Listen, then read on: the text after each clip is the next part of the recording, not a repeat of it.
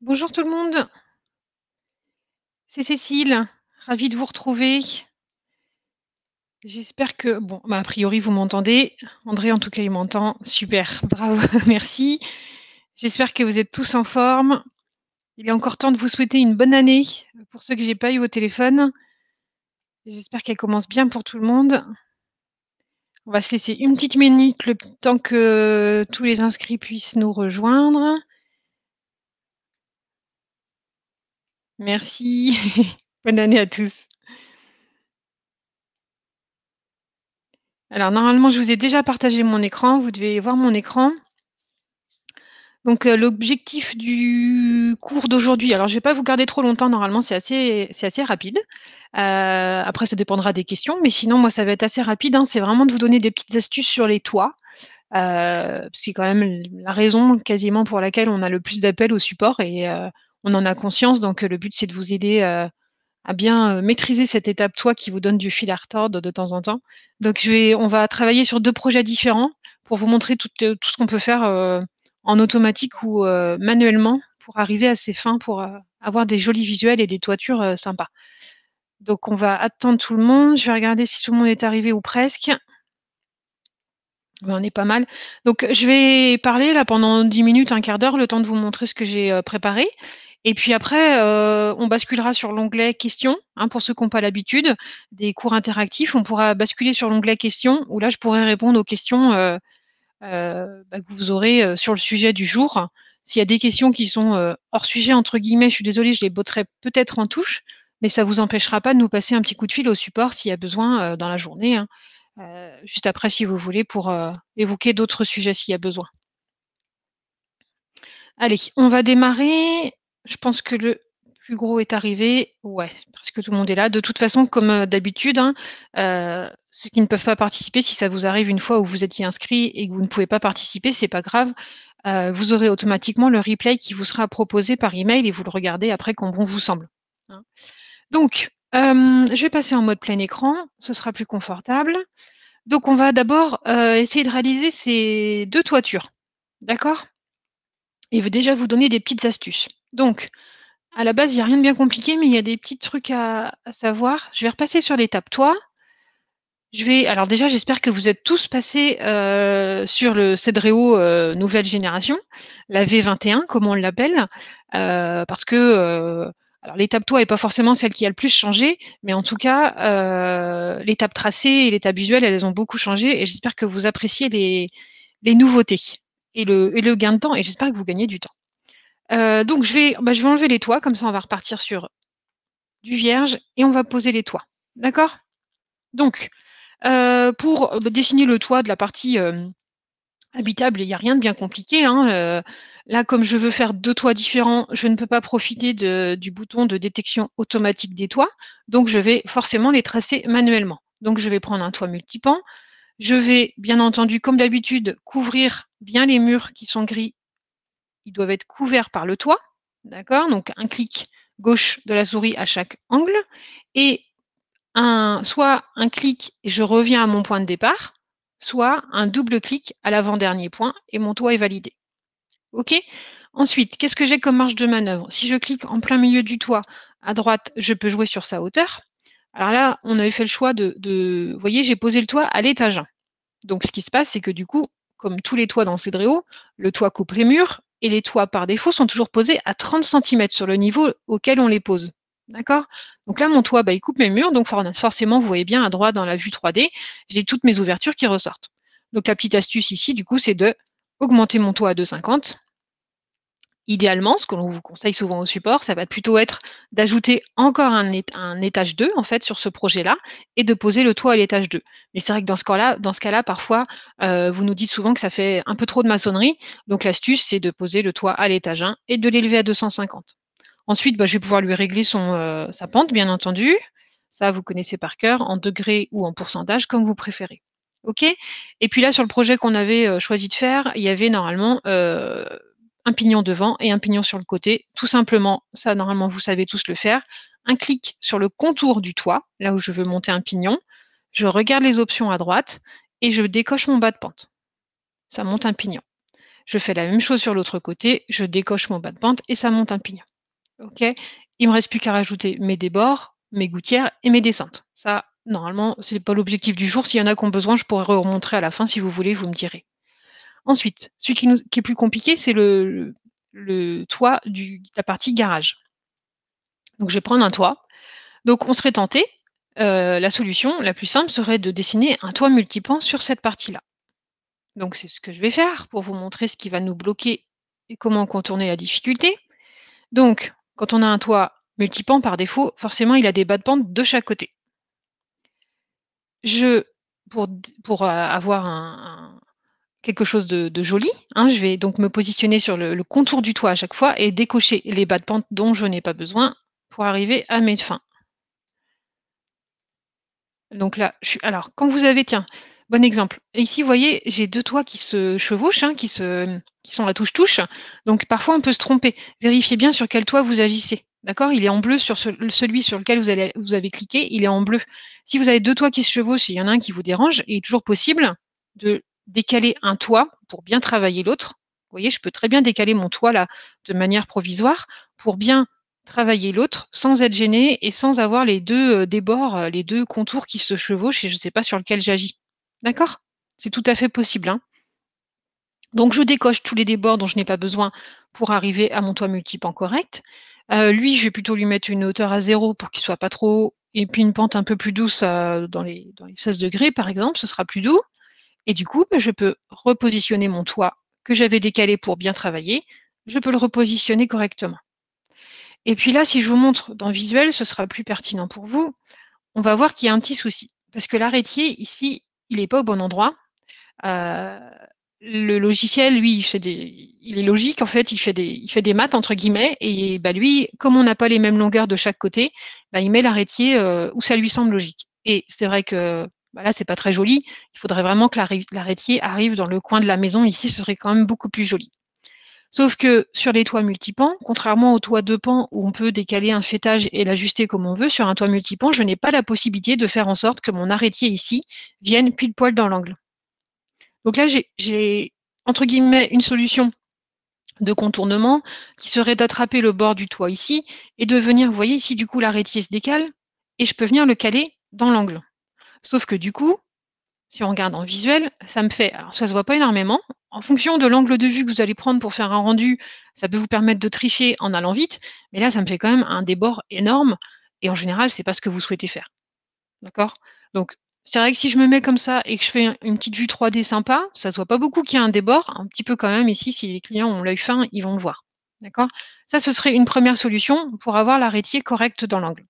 Mais elle n'est pas forcément, hyper pertinente. Donc l'autre solution, et il y en a qu'une autre en l'occurrence ici, je vais supprimer le toit multipan que je viens de dessiner. Quand vous n'arrivez pas à le faire avec un toit multipan, la seule solution, c'est de décliner avec des toits monopentes.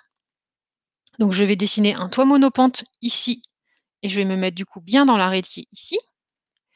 Je vais donc la flèche, hein, bleue indique le sens du bas de pente. Moi, je vais me positionner ici en bas et lui dire: «OK, le bas de pente, c'est en bas ici». Je vais mettre ce toit-là, pareil, à 0 et à 16° pour réussir à refaire la même chose que tout à l'heure. OK, je vais devoir dessiner un autre toit monopente sur cette partie-là. Double clic. Je fais pareil parce que la flèche, elle se met, de manière totalement aléatoire, hein, donc on se positionne ici, on lui dit que le bas de pente, c'est là-bas. On se met les mêmes caractéristiques de hauteur de toit et de pente et voilà. On regarde en visuel ce que ça donne. On va avoir un petit souci. Voilà. Donc en fait, bah, là, c'est pareil, c'est mathématique, c'est que, bah, on n'a pas les mêmes longueurs en fait, hein, entre je vais repasser dans tracé, j'espère qu'il y a pas trop de latence. Ici, je n'ai que 1,78 m et là-bas, au fond, j'ai 2,76 m. Donc là, c'est mathématique, le rendu n'est pas idéal, hein. On va pas présenter un projet comme ça avec, ce trou ici. Donc pour finir et pour avoir quelque chose de correct à présenter au client, la petite astuce, c'est de se positionner sur un des 2 toits de pente. Vous verrez lequel est le plus, probant pour vous et ici, je vais très légèrement augmenter l'angle. Vous voyez? En jouant très légèrement sur l'angle ici, je vais arriver à fermer mes 2 toits correctement et avoir quelque chose de correct visuellement. Je pourrais pas faire beaucoup mieux. Si je fais un clic de plus, je pense que je vais avoir si je me mets en 24° ici, je pense que je vais avoir un petit décalage dans l'autre sens. Voilà, donc il faut faire un choix, l'un ou l'autre et ensuite pour finir, ça vous arrivera souvent d'avoir ce micro décalage ici. Alors c'est vrai que si on fait un visuel comme ça, avec un peu de recul, ça se voit pas, mais si on veut vraiment peaufiner, moi j'aurais plutôt laissé le toit monopente à 23° et ensuite dans mon revêtement, je vais aller chercher, je sais pas quoi, de la tuile, hop, un clic ici.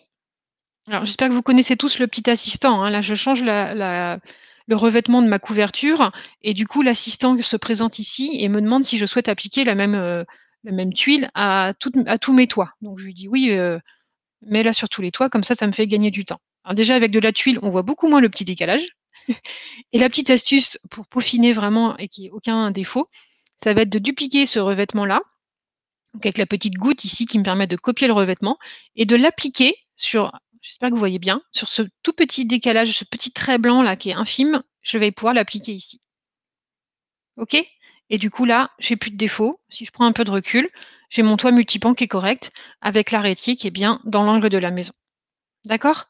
Donc là, entre guillemets, la conclusion sur ce projet-là, c'est que si vous n'arrivez pas à faire ce que vous souhaitez avec un multipan, il faut faire des monopentes, plusieurs monopentes et jouer sur les pentes de toit, de chacun pour réussir à fermer de manière, correcte. OK? Je vous montre pas les débords et les gouttières, hein, s'il y a besoin, vous me dites. Je vois que Michel a posé une question. On ne peut pas faire d'application globale pour les débords de toit. Non, on avait demandé au Père Noël, mais il a pas pu le faire pour Noël chez Cedréo. Non, très sérieusement, vous êtes très nombreux à nous faire ce retour-là, donc on a demandé aux développeurs si on pouvait l'avoir. Donc j'espère qu'ils pourront nous faire ça en 2021, d'avoir effectivement les débords, en automatique avec l'application globale. Ce serait sympa, je suis d'accord avec vous. On gagnerait du temps. Donc voilà pour ça. Je vais dézoomer et je vais passer sur l'autre projet. Donc l'autre projet, il est différent. C'était vous montrer comment faire des toits sur des maisons en V. D'accord? Donc je vais aller à l'étape toit, je vais supprimer les toits. Là, si je veux couvrir cette, habitation avec un toit, je pense que le plus simple, ça va être de cliquer sur détection automatique des toits et de créer un toit multipan. Alors oui, non, je voulais vous montrer, on ne peut pas le faire avec un 2 pans, d'accord? Parce que là, effectivement, c'est un toit 2 pans, hein, donc ça paraît logique, on met un 2 pans. Si je clique sur toit 2 pans et que je valide, eh ben, il ne détecte pas bah, l'angle et donc le toit 2 pans, il est absolument, imbuvable. Il est très, très moche, on est bien d'accord. Donc c'est pas possible. Là, du coup, c'est même pas la peine d'essayer, c'est pas possible. Donc je vais essayer avec un toit multipan, en automatique, hein, puisque je couvre directement toute la surface, donc je fais avec le toit automatique et je vais du coup, pour faire quelque chose de correct, décocher les bas de pente de mes 2 pignons de chaque côté. OK. Là, on n'est pas trop mal. On a par contre, vous voyez ici, on voit bien, hein, au milieu ici, il y a un petit décalage qui est pas hyper joli. Même si je mets mon toit à 0 et que je lui mets une pente un peu plus douce, bon 30° par exemple, on s'en fiche un peu. C'est pas c'est propre. Là, on arrive quand même à quelque chose de propre. On a un très léger décalage ici, en haut, mais c'est quand même assez propre et en fonction de l'angle de vue, le décalage ne se voit pas. Sauf que là, c'est entre guillemets «facile» puisque sur ce projet-là, j'ai 2 pignons qui font 8,07 et 8,07. Ils ont la même, cote, donc du coup, c'est assez facile. Le logiciel, il arrive à faire quelque chose de propre. D'accord? Et vous, ce que vous avez souvent comme difficulté, c'est que, bah, vos pignons n'ont pas toujours la même longueur et donc dans ces cas-là, c'est pour ça que c'est ce qu'on voulait vous montrer aujourd'hui. Je vais supprimer le toit multipan. La seule solution dans ces cas-là, ça va être de dessiner 2 toits de pans. Donc je vais décocher la détection automatique des toits, parce que c'est impossible et je vais moi-même dessiner 2 toits de pans. Alors ça peut être 2, ça peut être plus, hein, ça dépendra du projet, mais je vais faire 2 toits de pans sur ce projet-là. Évidemment, le faîtage n'est pas dans le bon sens, donc pour réaligner le faîtage, hein, je me mets sur le pignon. Il faut bien se mettre ici à gauche parce que si je me mets ici sur cette extrémité-là, je vais vous montrer, ça va pas être joli. Voilà. OK? Donc sélectionnez bien le côté sur lequel vous souhaitez aligner le faîtage. Je vais me mettre toujours à 0 parce qu'on est sur un plein pied et en 30° par exemple. Et je vais faire alors je ne sais pas s'il y a beaucoup de nouveaux ou pas, mais hein, vous voyez la différence ici, c'est dans Cedréo, la règle d'or, c'est le toit coupe les murs. Donc ici, on avait des murs qui par défaut font 250 centimètres de hauteur et le fait de poser un toit dessus, ça vient couper les murs. Donc pas besoin de régler en amont la hauteur des murs. C'est le toit qui va faire le job en fait, hein. Je vais prendre un deuxième toit de pan que je vais mettre sur l'autre partie de la maison. Je vais lui aussi lui réaligner son faîtage sur le pignon de droite. Je vais lui donner les mêmes caractéristiques, hein, parce que sinon bah, c'est très moche. 0 de hauteur et 30°. Voilà. Et là, on a, si on passe dans visuel, un micro décalage également ici. Donc je peux faire comme tout à l'heure, hein, tricher et appliquer mon revêtement de toiture sur ce micro filet blanc là, pour vraiment que ce soit nickel. Mais on a aussi, on voit bien un micro décalage ici devant, qui lui va quand même se voir, je pense, sur les visuels. Et même si vous mettez des bords et des gouttières, ça va se voir un peu. Donc là, la petite astuce, hein, là c'est vraiment des petites astuces, ça va être de attraper le point de ce toit-là, d'accord? Et là, c'est pareil, j'ai comme tout à l'heure le même souci, c'est que j'ai 2 toits qui sont vraiment très, très proches, qui se chevauchent. Donc pour être sûr d'attraper le bon point pour agir, regardez bien, j'ai cliqué sur le toit. Celui-là est orange, donc c'est pas sur celui-là que je vais agir. Et là, le point sur lequel j'ai cliqué, c'est ce toit-là qui est en bleu. Donc je vais bien agir dessus. OK? Et donc je clique sur mon petit point et avec les flèches du clavier, parce qu'avec la souris, vous n'arriverez pas, il faut vraiment utiliser les flèches du clavier, je vais descendre très légèrement pour arriver à quelque chose. Et vous voyez à droite, on voit bien, hein, là du coup on est à même hauteur. On n'a plus le défaut dans la 3D ici. Par contre, il faudrait sans doute que je attrape ce petit toit là et que avec les flèches du clavier toujours, je fais un voilà, vous voyez, j'ai fait un clic vers la gauche avec les flèches de mon clavier et pas avec la souris parce que j'arriverai pas à le faire avec la souris. Je peaufine vraiment beaucoup mieux avec les flèches du clavier, mais beaucoup plus précis. Et là, je pense qu'on est à peu près au max de ce qu'on peut faire. Vous voyez, si je reclique, par contre, comme il y a le magnétisme, le toit s'est remis. Le petit point, la petite bille bleue que j'avais sélectionnée, avec le magnétisme, elle s'est remise. Voilà, mais c'est moi qui décide, c'est pas elle. Voilà. Et puis ensuite, bah, s'il faut, pareil, je duplique mon revêtement et je l'applique sur le petit liseré blanc. Donc, il faut juste travailler de très près. N'hésitez pas, hein, à travailler de bien près. Je lui dis non parce que je ne veux pas dupliquer ce revêtement-là partout. Et c'est fait. Je peux l'appliquer là, ce sera plus joli. OK? Et là, j'ai un toit correct, visuellement pour présenter au client, mais j'ai fait 2 toits, ça ne se voit pas et parfois, bah, il faut en faire, effectivement plusieurs toits pour arriver à vos fins, pour faire quelque chose de propre. Et puis après, bah, on peaufine, hein, comme d'hab, les débords, les gouttières, les descentes et on a quelque chose de bien. Moi, voilà ce que je voulais vous expliquer aujourd'hui. J'espère que ça a été clair. Bah, si vous avez des questions, on peut passer dans l'onglet questions, mais sinon je vais surveiller les 2 onglets, hein. Si vous restez dans le chat, c'est pas grave. Voilà, moi je suis là pour répondre à vos questions si vous en avez.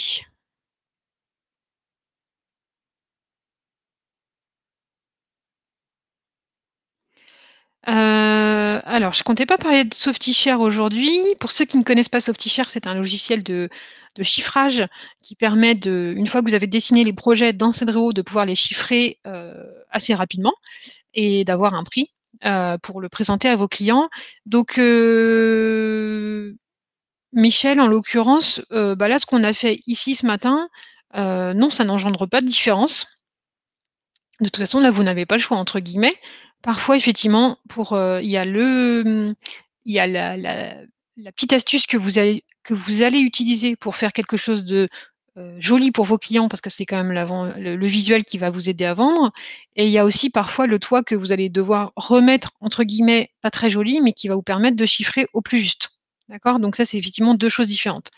Tout comme, on pose le toit à l'étage 1 ou au rez-de-chaussée, avec Softichère, il faut être super vigilant là-dessus, mais parfois, visuellement, c'est quand même plus sympa de poser beaucoup plus joli de poser un toit au rez-de-chaussée et dans ces cas-là, il faut faire une version du, projet pour faire des jolis visuels et une version du projet pour pouvoir le chiffrer correctement dans Softichère au plus juste du prix. Il y a des toitures qui ne sont pas réalisables en réalité. Bah, peut-être. En fait, Quand vous avez des toitures qui sont pas qui que vous n'arrivez pas à faire, il faut nous appeler au cas par cas, hein, il y a jamais effectivement, tous les jours, il y a des problématiques différentes sur les toits, donc il faut pas hésiter à nous solliciter en direct, hein, et on est là pour ça et puis on voit ça ensemble, en fait, au cas par cas. Après moi, le but aujourd'hui, c'était vraiment de vous montrer que, dans Cedréo, vous pouvez pas, faut pas avoir peur d'essayer quelque chose, en fait, hein. Si un toit automatique ou un toit, voilà, classique ne convient pas et ne fait pas le job, eh ben, faut pas avoir peur d'essayer autre chose. Vous voyez, ça prend pas beaucoup de temps, même si je sais que les journées sont bien chargées, on en a bien conscience, mais ça prend pas beaucoup de temps et essayez, en fait. Au pire, c'est pas ce que vous voulez faire, mais c'est pas grave, vous avez essayé et si ça va pas, bah, vous nous passez un petit coup de fil, hein. Je vous rappelle qu'en haut à droite, ici, il y a le chat. Vous pouvez nous contacter entre 9 heures et 17h30, on vous répond très rapidement directement par chat. C'est pas un robot, hein, c'est nous qui sommes derrière. Et puis sinon, le numéro de téléphone et nos horaires d'ouverture, ils sont dans le logiciel sur le pas dans cette partie-là, mais dans le gestionnaire de projet. N'hésitez pas à nous contacter, on est là pour ça. Et puis, bah, parfois quand c'est pas réalisable, eh bien, on est obligé de vous dire qu'on ne peut pas. On essaye en général de trouver une solution de contournement, mais ça arrive, on ne peut pas vous dire le contraire. Voilà, bah, écoutez, il y a pas beaucoup de questions, il y a plus qu'à mettre en pratique et puis, bah, n'hésitez surtout pas. Merci à tous en tout cas de votre présence et puis, les pourcentages de pente sont importantes pour les liaisons et pénétrations. On dessine des perspectives qui ne sont pas réalisables. Ah! Alors ça, c'est autre chose par contre. Effectivement, c'est dans l'autre sens du coup.